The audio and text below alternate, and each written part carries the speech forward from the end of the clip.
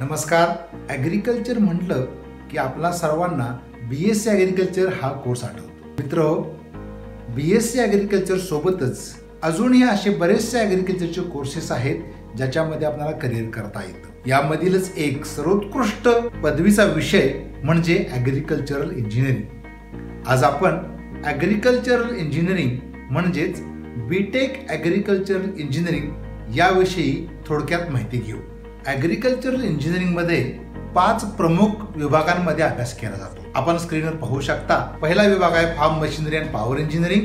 शेतीसाठी आवश्यक असणारी सर्व ट्रॅक्टर्स, इंजिन्स, नवीन प्रकारची यंत्र, याच्यामध्ये मशागतीपासून ते काढणीपर्यंतच्या सर्व यंत्रांचा अभ्यास, त्याचं व्यवस्थापन, त्याचं डिझाईन हे शिकलं जातं. दुसरा विभाग आहे प्रोसेसिंग अँड फूड इंजिनिअरिंग.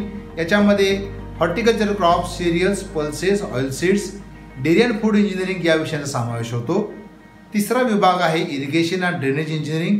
याच्यामध्ये irrigation engineering, drainage engineering, ground water wells and pumps, sprinkler irrigation, micro irrigation system यांचा अंतर्भाव केला जातो. सॉइल अँड वॉटर कॉन्झर्वेशन हा चौथा विभाग आहे. याच्यामध्ये watershed hydrology, soil and water conservation engineering, soil conservation structures, watershed planning, management याचा अभ्यास केला जातो. आणि शेवटचा डिपार्टमेंट आहे रिन्युएबल एनर्जी इंजिनिअरिंग. याच्यामध्ये अपारंपरिक ऊर्जा स्रोतांचा वापर, त्याच्या प्रकारचे उपकरणं, यंत्र ह्याचा अभ्यास याच्यामध्ये आपण केला जातो.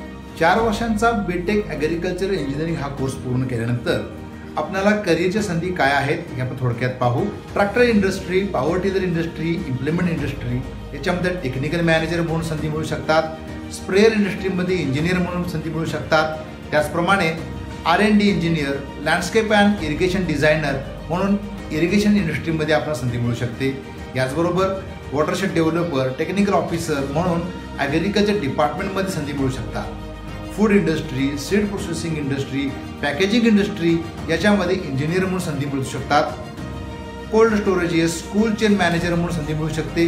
इम्पोर्ट एक्सपोर्ट मॅनेजर म्हणून संधी मिळू शकते. सब्जेक्ट मॅटर स्पेशालिस्ट म्हणजे SMS म्हणून कृषी विज्ञान केंद्रामध्ये आपण पदव्युत्तर शिक्षणानंतर संधी मिळू शकतात. ॲग्रिकल्चर ऑफिसर म्हणून विविध प्रकारच्या शासकीय आणि प्रायव्हेट बँकांमध्ये नोकरी मिळू शकते. एक्सटेन्शन ऑफिसर किंवा ॲग्रिकल्चर ऑफिसर म्हणून जिल्हा परिषदेमध्ये संधी मिळू शकते.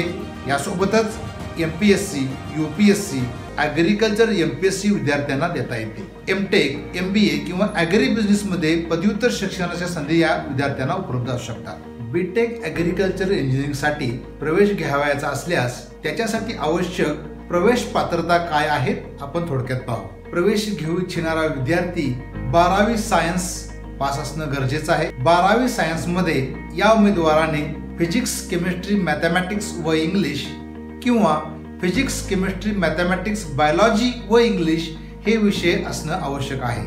यासोबतच MHT CET, JEE, नीट किंवा all India entrance examination in agriculture he PCM या विषयातून देणं आवश्यक आहे. आता आपण पाहूया प्रवेश प्रक्रिया कशा प्रकारे राबवण्यात येते. ही प्रवेश प्रक्रिया ही टोटल पॉईंट्सवरती होते. यामध्ये 120 पैकी 100 पॉईंटसाठी सीटचा स्कोअर धरला जातो आणि 20 पॉईंटसाठी हे वेटेजेस धरले जातात. वेटेजेसमध्ये व्होकेशनल किंवा ऑप्शनल सब्जेक्टचे वेटेजेस आणि सर्टिफिकेटचे वेटेजेस असे 2 भाग आहेत. आता आपण पाहूया व्होकेशनल सब्जेक्ट्स जर 12वीला असतील तर त्याच्यासाठी मिळणारे 10 पॉईंट्स हे कुठल्या कुठल्या विषयांना मिळतात. Electrical maintenance code A1, mechanical maintenance code A2, general civil engineering code A4, farm mechanics code B3, electronics code C2 या 5 विषयापैकी कोणताही विषय 12वीला आपणास असल्यास 10 पॉईंट्स अतिरिक्त मिळतात. यासोबतच सर्टिफिकेटसाठी असलेले पॉईंट्स आपण पाहू. यामध्ये 7/12 certificate, landless labour certificate, agriculture certificate किंवा फिशरमॅन्स फॅमिली सर्टिफिकेट असेल तर 12 पॉईंट्स. NCC B किंवा C सर्टिफिकेट असेल, एअरफोर्स, आर्मी, नेव्हल विंग्स किंवा NSS मध्ये कमीत कमी 240 तासांचं जे प्रॅक्टिकल किंवा स्पेशल कॅम्प केला असेल तर 2 पॉईंट्स. ज्यांच्याकडे जिल्हा, राज्य पातळीवर, राष्ट्रीय पातळीवर किंवा आंतरराष्ट्रीय पातळीवर स्पर्धा किंवा गेम्स खेळण्याचे सर्टिफिकेट्स असतील त्यांच्यासाठी 2 पॉईंट्स. ज्यांचे पॅरेंट्स हे कृषी विद्यापीठांमध्ये किंवा MCER मध्ये जॉब करत असतील त्यांच्यासाठी 3 पॉइंट्स, त्यासोबतच ज्यांच्याकडे डिबेट, एस्से, एलोकेशन कॉम्पिटिशनचं राज्य पातळीवरचं सर्टिफिकेट असेल तर त्यांच्यासाठी 2 पॉइंट्स मिळत जातात. बीटेक ॲग्रिकल्चर इंजिनिअरिंग संदर्भामध्ये या व्यतिरिक्तही आपणास काही शंका असल्यास किंवा आपले प्रश्न असल्यास स्क्रीनवर दाखवलेल्या या नंबरवरती आपण आम्हास अवश्य संपर्क साधावा ही विनंती.